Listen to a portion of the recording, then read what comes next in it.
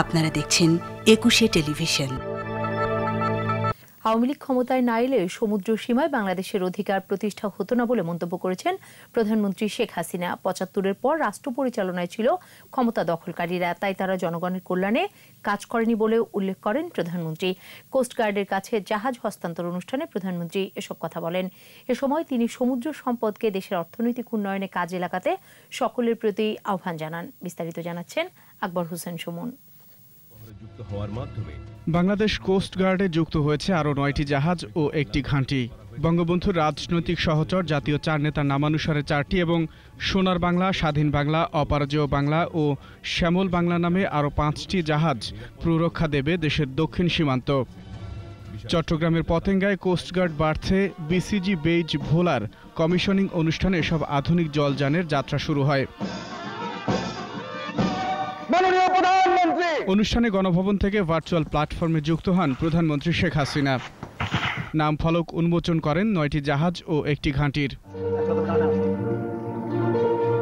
প্রতিবেশী দেশের সঙ্গে সমুদ্র ও স্থল সীমানা বিতর্ক সমাধানে ৭৫ পরবর্তী কোনো সরকারের ভূমিকা ছিল না বলে উল্লেখ করেন প্রধানমন্ত্রী। আমি যদি জিয়াউর রহমানের সরকারের কথা বলি, এরশাদ সরকারের কথা বলি বা খালেদা জিয়া সরকারের কথা বলি, যার কথা বলবো, একজনও আমাদের মেরিটাইম বাউন্ডারিতে আমাদের যে অধিকার আছে সেই অধিকারের কথাটা কখনো তারা উল্লেখ করেনি। ৭৪ সালে জাতির পিতা আইন করে যান, আর জাতিসংঘে আইন হয় ৮২ সালে, কিন্তু ৯৬ সালে সরকার এসেই আমরা এ ব্যাপারে আমাদের যথাযথ কার্যক্রম শুরু করি। হয়তো আওয়ামী লীগ ক্ষমতায় না আসলে এই সমুদ্র সীমা আমাদের যে অধিকার আছে এটা কোনোদিনই প্রতিষ্ঠিত হতো না। অপার অর্থনৈতিক সম্ভাবনার ব্লু ইকোনমি দারিদ্র্য সমস্যা মোকাবেলায় কাজে আসবে বলে জানান সরকার প্রধান। বন্ধুত্ব বজায় রেখেও আন্তর্জাতিক আদালতের রায় আমরা বিশাল সমুদ্র সীমা পেয়েছি, এবং সেইখান থেকে আমাদের আর্থিক উন্নয়নের জন্য ব্লু ইকোনমি আমরা ঘোষণা দিয়েছি। যে সমুদ্র সম্পদকে আমরা আমাদের দেশের কাজে আমরা কীভাবে ব্যবহার করব সে ব্যাপারেও আমরা ইতিমধ্যে আমাদের পরিকল্পনা আমরা নিয়েছি। উপকূল নিরাপদ রাখতে সততা, নিষ্ঠা ও পেশাগত দক্ষতায় দায়িত্ব পালন করতে কোস্টগার্ড সদস্যদের নির্দেশ দেন প্রধানমন্ত্রী।